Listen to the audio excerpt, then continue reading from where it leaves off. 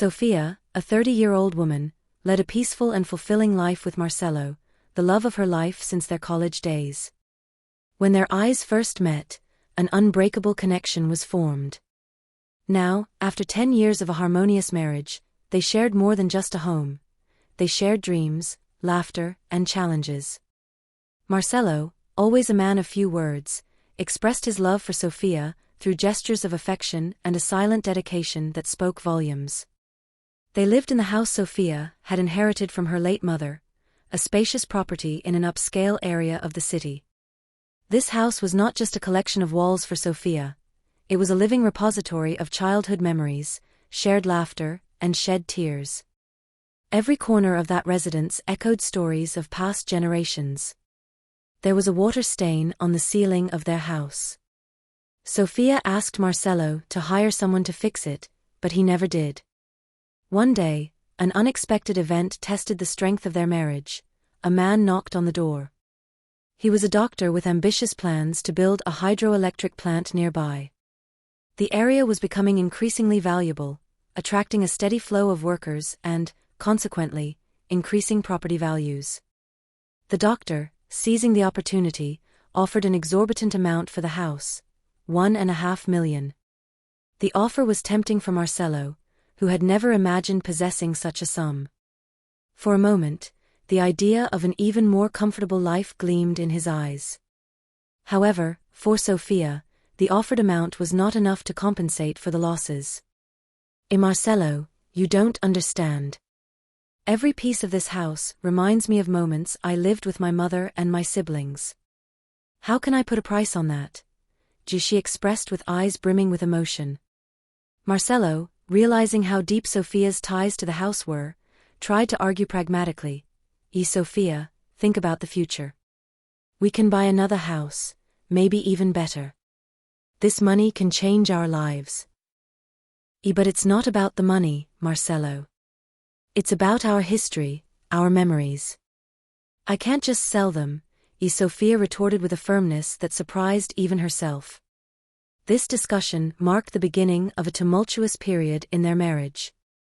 Harsh words were exchanged, and for a while, separation seemed imminent. However, the love they had for each other and the years they had shared allowed them to find a way through the misunderstanding. Meanwhile, the water stain on the ceiling of the house only grew over time. Marcelo began to see the situation from Sophia's perspective. On a quiet evening, after a homemade dinner, he took her hands in his and said, Sophia, I understand now. This house is more than bricks and mortar, it's a piece of your soul. I should never have thought of selling it. Sophia, relieved and moved by Marcelo's understanding, hugged him tightly. I love you, Marcelo. Thank you for understanding.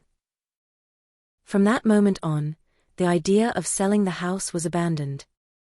Strengthened by this challenge, Marcelo and Sophia continued to build their life together, rooted in the love and memories they shared in that house.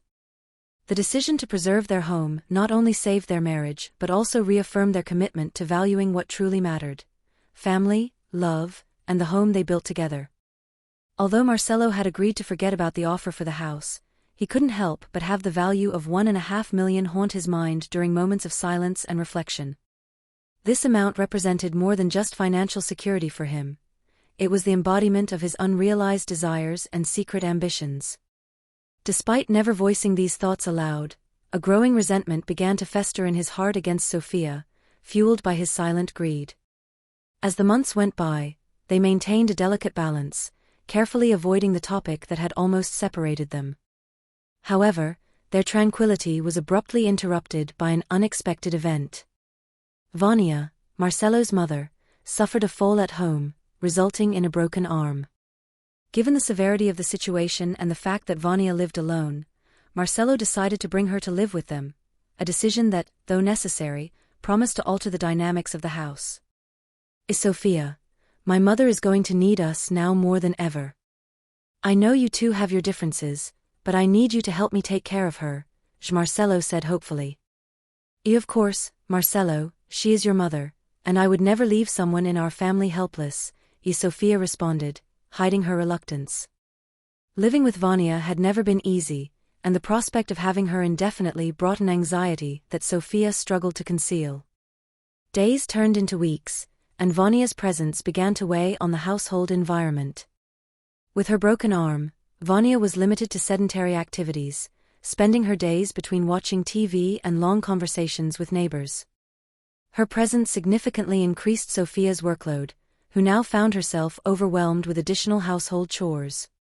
Despite the extra effort, Sophia kept her frustration to herself, choosing silence over conflict.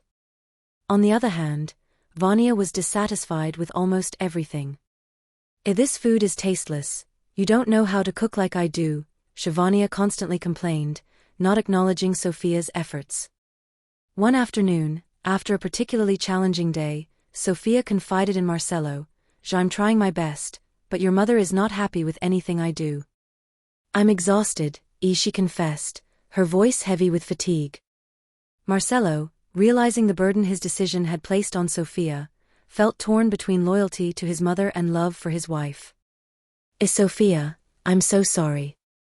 I had no idea how difficult this was for you. I'll talk to my mother," he promised, determined to find a balance. As days turned into months, the tension in Sophia and Marcelo's home became increasingly palpable. The improvement in Vanya's physical state did not bring relief to the heavy atmosphere that now dominated the household.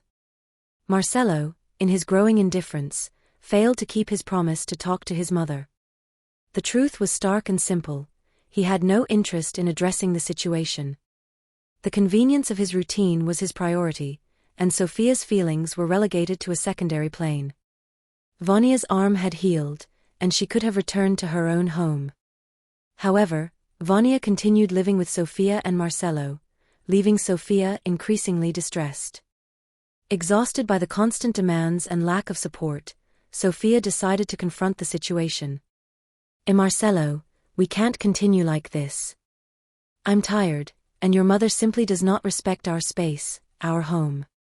She has her own house, Marcelo, why does she have to stay here?" Her voice, though tired, carried a tone of desperation.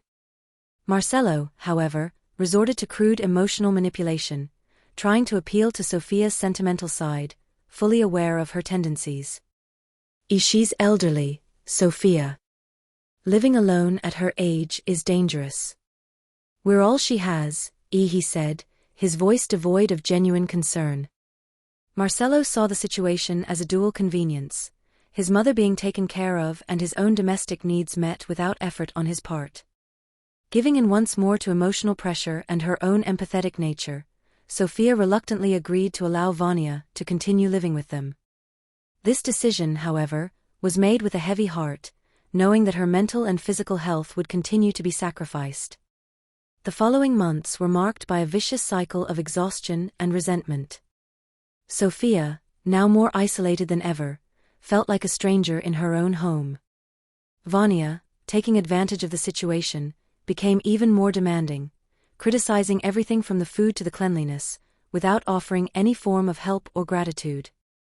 Marcelo, in turn, sank into a state of convenient apathy, completely disregarding his wife's well-being. Sophia sat sadly in the living room, staring at the leak that had formed a large water stain on the ceiling.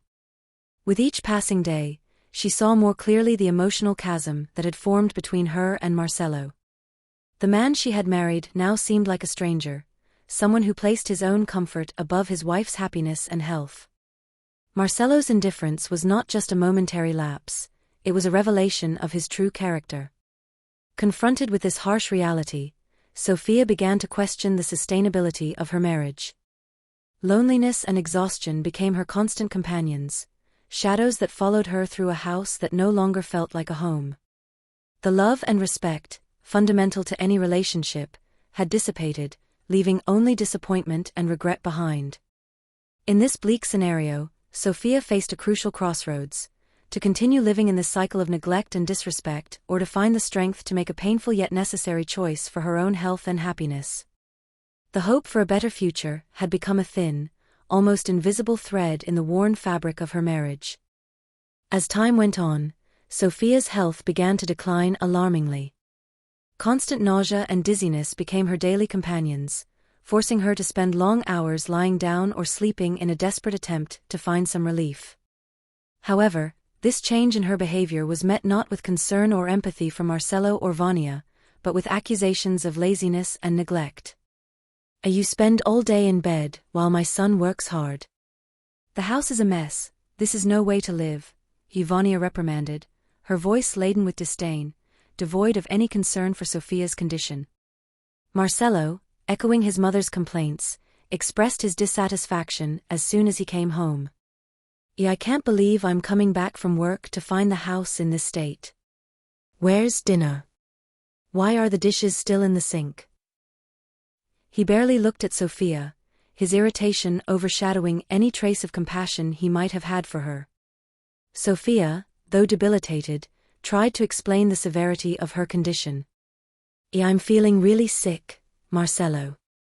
It's not just laziness, something is wrong with me, she pleaded for understanding, her voice weak and trembling.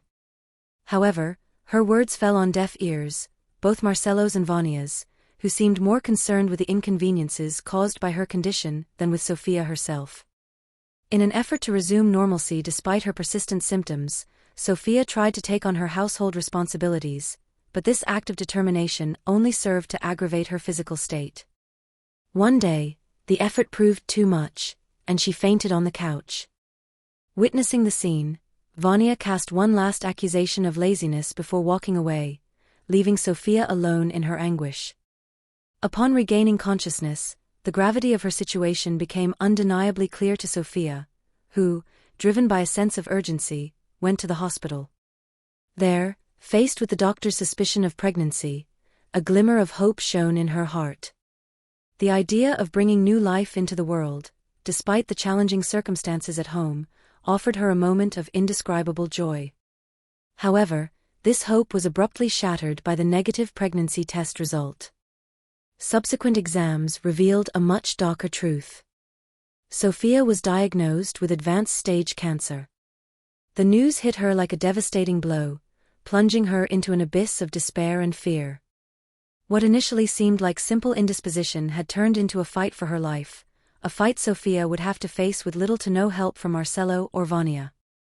The cancer diagnosis forced Sophia to confront her mortality and the fragility of her relationships. Marcello, the man she had chosen as her partner, had failed to provide the support and understanding she so desperately needed. Vania, instead of assuming the role of a mother figure in times of crisis, chose condemnation over compassion. As Sophia began her arduous journey of treatment, the diagnosis of advanced stage cancer cast a cold shadow over the already tense family dynamic. Initially, both Marcello and Vania expressed concern and promised support, a facade of care that soon began to crack under the weight of reality. The challenges of chemotherapy, with its incessant nausea and weakness, made Sophia dependent on the company and support of friends and relatives for her hospital visits. I really wish you could come with me once, Marcello, Sophia said one night, her voice weak but full of hope. I know, love, but you know how tough work is right now. I really need to focus, Marcello responded, avoiding her gaze. Guilt pricked his conscience, but not enough to spur a change in his behavior. Vania, in turn, took on household chores with an air of reluctance, her actions laden with silent resentment. Every look she cast at Sophia carried a tacit judgment, a mute critique of her inability to maintain the previous routine. As Marcello distanced himself more and more, coming home late and avoiding any depth of interaction, Sophia found herself increasingly isolated in her own pain and suffering. The loss of her hair and the pallor on her face became visible marks of her battle, but for Marcello, they seemed to be uncomfortable reminders of a reality he wished to escape. Sophia, I'm trying, but it's hard for me too, Marcello confessed one night, his words sounding hollow in the heavy silence between them. I need you now more than ever, Sophia responded, tears framing the pain and loneliness in her eyes. Not just when it's convenient or easy. Marcello's detachment became more evident, his excuses for coming home late increasingly flimsy. Extra work again, he said, avoiding Sophia's gaze, who no longer found the strength to confront the lies. Meanwhile, the water stain on the ceiling grew larger and now expanded when it rained. As the side effects of chemotherapy became more visible, altering Sophia's appearance in ways she never imagined facing, a dark shift occurred in how Marcelo viewed her. Sophia's hair loss, a devastating side effect of the treatment, became an unexpected watershed in their relationship. For Marcelo, it was a constant, uncomfortable reminder of Sophia's illness, a reality he seemed to want to escape. Every time Marcelo looked at Sophia, the absence of her hair brought forth a mix of discomfort and detachment, emotions he barely understood and didn't know how to handle. Though he never verbalized these feelings, the change in their relationship dynamic was palpable. Shared moments diminished, conversations became superficial, and the emotional intimacy that once united them seemed to have vanished. Marcelo began spending more time away from home, justifying his absences with work or other obligations. These justifications, however, did little to mask the underlying truth. He was losing interest in Sophia, not for who she was inside, but because of the external transformation imposed by her battle with cancer. The realization that the superficiality of his affection was being exposed by Sophia's illness added a layer of sadness and isolation to the already heavy burden she carried. The sad reality of her situation hit Sophia with full force. She realized that she was not only battling a devastating illness, but also the indifference and abandonment of those who should have been by her side. The illness had unveiled the fragility of her marriage and the shallowness of Marcelo's commitment. In this environment of increasing desolation, Sophia found some comfort in the presence of friends and relatives, whose unconditional support brightened the darkest days. These moments of warmth and understanding stood out as beacons of hope, showing her that although the journey was lonely in many aspects, she was not completely forsaken. Confronted with the harsh reality of a distant husband and a life battle, Sophia began to contemplate the idea of drawing strength not from those who had failed to offer support but from her own resilience and the community that had formed around her, a small solace amidst the storm of challenges. Sophia's journey through her cancer battle took a dark turn when the doctor announced the ineffectiveness of chemotherapy in halting the progression of the disease. Sitting in the cold consultation room, she listened attentively as the doctor, with a voice full of empathy, explained the concept of palliative care. We've reached a point where we need to focus on your quality of life rather than continuing with aggressive treatments, the doctor explained, offering a gaze that blended compassion and sadness. So, this means? Sophia hesitated, the reality of the situation beginning to weigh heavily on her shoulders. It means we'll do our best to ensure you're comfortable, without pain, the doctor continued, seeking to offer some comfort amidst the devastating news. The words "your few months of life" echoed in Sophia's mind like a funeral bell, signaling not only the end of her treatment, but also the beginning of a countdown to her inevitable farewell. Sharing the news with Marcelo and Vania, Sophia observed their reactions. Though shaken, the absence of tears on their faces spoke volumes about the emotional distance that had formed between them throughout her illness. However, amidst the turbulence of her emotions and the relentless progression of her condition, Sophia found solace in the frequent visits of her relatives and her friend Sarah. Sarah, in particular, became an unwavering source of support, openly crying for her friend's pain and doing everything possible to be by her side. One quiet afternoon, while the house was engulfed in silence and Sophia stared at the leak in the ceiling, she heard Vania's muffled voice on the phone. "She'll die soon. I'm tired of taking care of this house. At least then I can rest a bit." Vania's words, laden with cold selfishness, did not surprise Sophia. She had already realized some time ago the burden her presence represented for her mother-in-law, but hearing her true emotions verbalized so cruelly brought a new wave of pain. As for Marcelo, his absence became more pronounced, and his brief appearances at home were marked by a feminine perfume that did not belong to Sophia. This realization added a new type of suffering to Sophia's already heavy burden. The betrayal, even if not confronted, left an indelible mark, eroding the little strength she had left. In her moments of loneliness, Sophia reflected on her life, the choices she had made, and the people she had allowed into her heart. The reality of her imminent departure forced her to confront not only mortality, but also the nature of human relationships. Sarah's unconditional love contrasted vividly with Marcello's indifference and Vania's resentment. As Sophia navigated through these final chapters of her life, she found a strange peace in accepting her fate. She knew that although her story was coming to an end, the true love and friendship she had experienced with people like Sarah would remain as her legacy long after her departure. This thought, though small consolation, offered her a ray of light amidst the darkness of her last days. In the darkest moments of her illness, Sophia became an involuntary witness to the true nature of Marcello and Vania. Confined to her bed and dependent on a wheelchair, she witnessed a reality that tore at her heart more deeply than cancer. Their careless conversations, held in her presence, revolved around plans for inheritance and the sale of her house, revealing a callous disregard for her situation and feelings.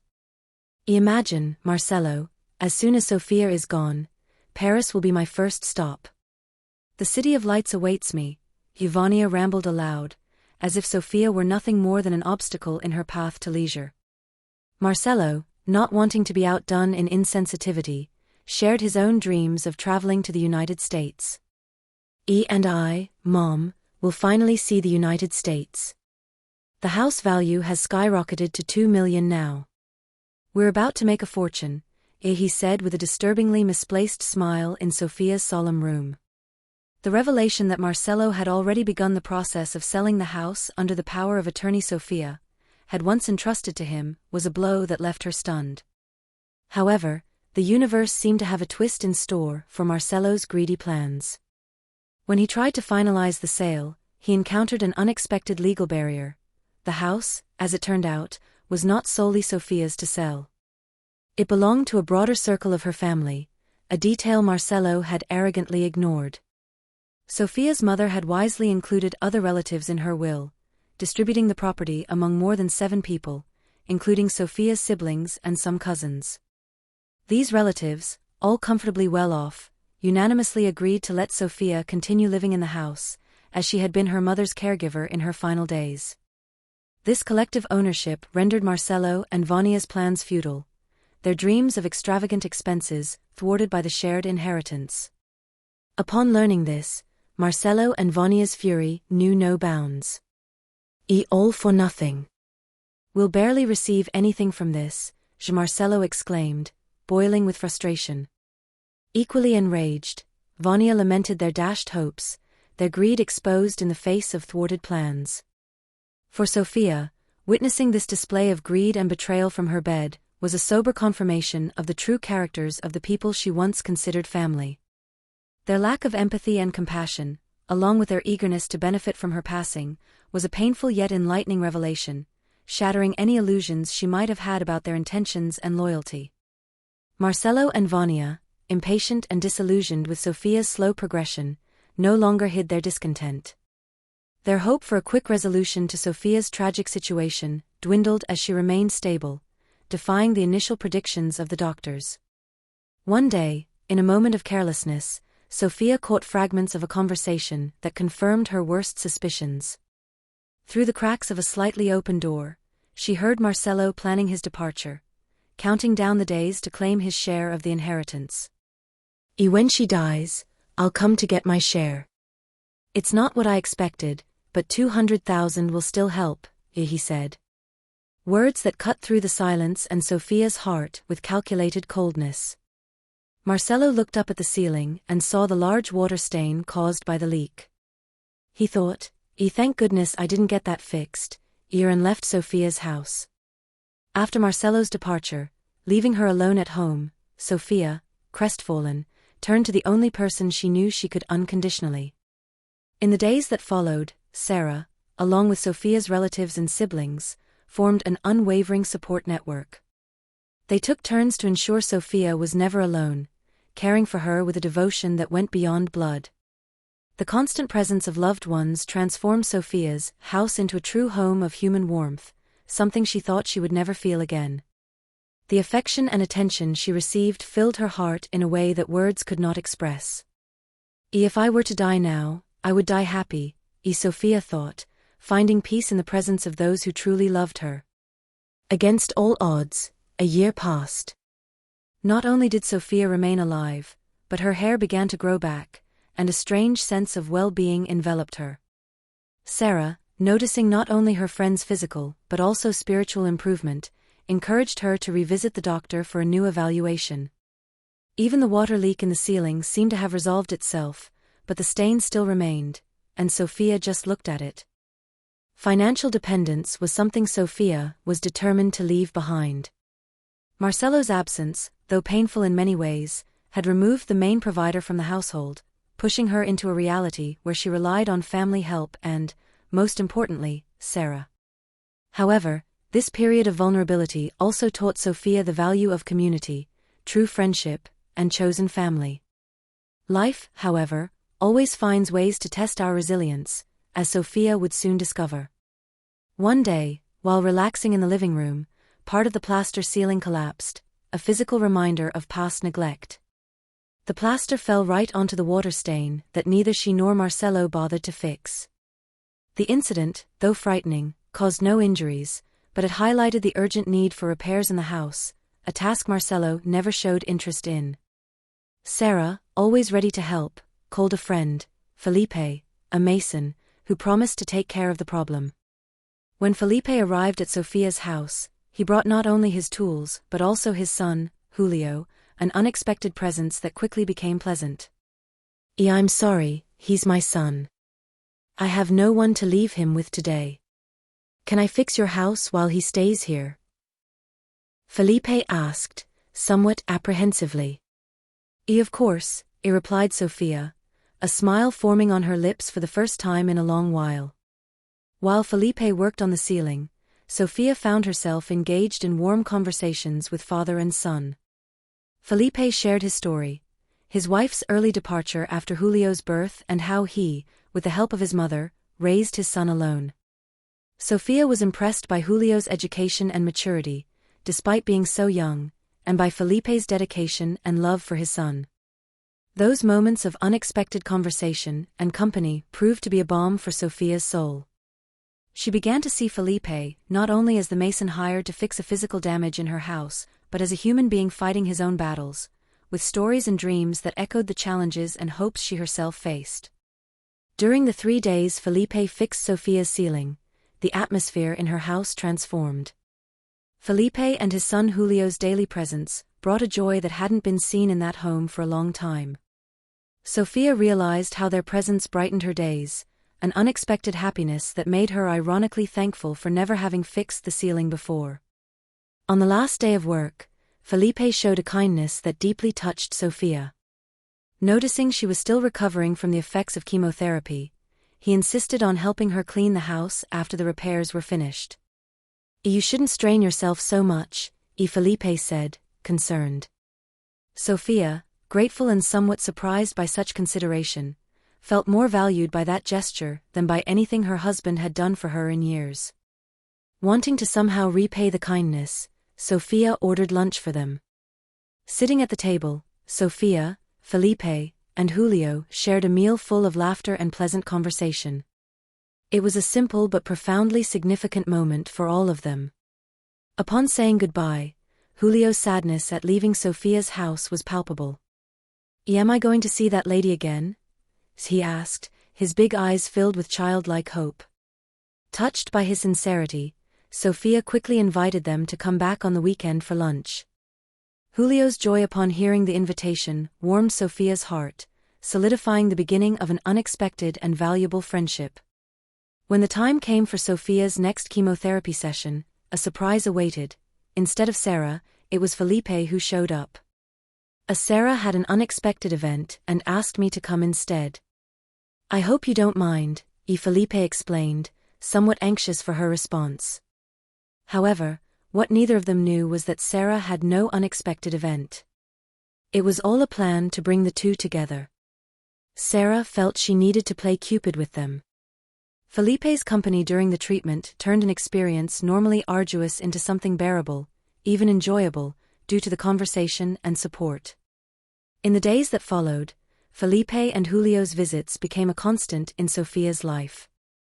With each meeting, the connection between them grew, weaving bonds of care, affection, and mutual support. With the arrival of the day marking the end of Sophia's chemotherapy treatment and the confirmation that there were no more traces of cancer in her body, Felipe found the courage to express his feelings. Armed with a bouquet of roses, he made his declaration. Sofia, you brought light to my life and Julio's in a way we never imagined possible. I would like to know, will you date me? The question, filled with hope and vulnerability, found fertile ground in Sofia's heart. Moved and touched by Felipe's sincerity, Sofia responded with a yes, full of tears of happiness. In that moment, she felt a fullness and joy she never thought possible again. Sofia's journey, marked by challenges and disappointments, had culminated in a new beginning full of love and hope. Destiny, which often seemed cruel, revealed itself to be generous, weaving a new chapter in her life, where love, friendship, and chosen family became her greatest blessings. Years had passed since Sofia had found hope and love again alongside Felipe. A new life had begun for her, a life filled with happiness, care, and a family she chose and who chose her back. Throughout all this time, Vania and Marcelo remained on the sidelines of Sofia's existence, involved in their own lives and resentments, until the day they received a letter promising to change everything. Upon reading that Sofia had died and that they needed to attend for the division of a non-existent inheritance, Vania and Marcelo could barely contain their perverse joy. Finally, it took her so long to die, Vania declared, with a coldness that would chill the blood of anyone who still had doubts about her character. They went to the appointed place, hoping to finally receive the reward for what they considered to have been an overly long wait. However, upon arrival, the scene they found couldn't have been further from expected. Instead of a somber meeting to discuss inheritances, they were greeted by the sight of a wedding in full celebration. The biggest surprise came when Marcelo spotted the deceased bride, Sofia, radiant in her wedding dress, visibly pregnant, beside Felipe, the groom. The true architect of this bold plan was none other than Sarah, who watched the scene with a triumphant smile. The letter had been her scheme, a clever way to lure Marcelo and force him to grant Sofia the final freedom she deserved. The judging looks from those present weighed heavily on Marcelo and Vania, a silent testimony to the collective knowledge of Marcelo's past actions. Sofia, completely unaware of the trap Sarah had set, was speechless at the turn of events, but couldn't help but laugh when she saw Marcelo's stunned expression as he was confronted by Sarah. Here are the divorce papers. Sign them, so my friend can get married again, Sarah said, pushing the documents towards Marcelo. Surrounded by condemning glances and with no way out, Marcelo signed the papers, sealing his divorce from Sofia once and for all. Marcelo and Vania, humiliated and defeated, hastily left the celebration, leaving behind any pretense they might still have about Sofia's life. Looking at Sarah, Sofia let out a laugh, an expression of relief and joy for the freedom she had gained and the promising future that awaited her. Sofia knew that, with Felipe by her side and a new member joining the family, her life was complete in a way she had never imagined possible. The celebration of her wedding was not only a moment of joy but also a symbol of a new beginning, free from the shadows of the past and illuminated by the promise of love, family, and happiness. On this day, Sofia not only celebrated her wedding with Felipe, but also the victory of truth and love over greed and betrayal.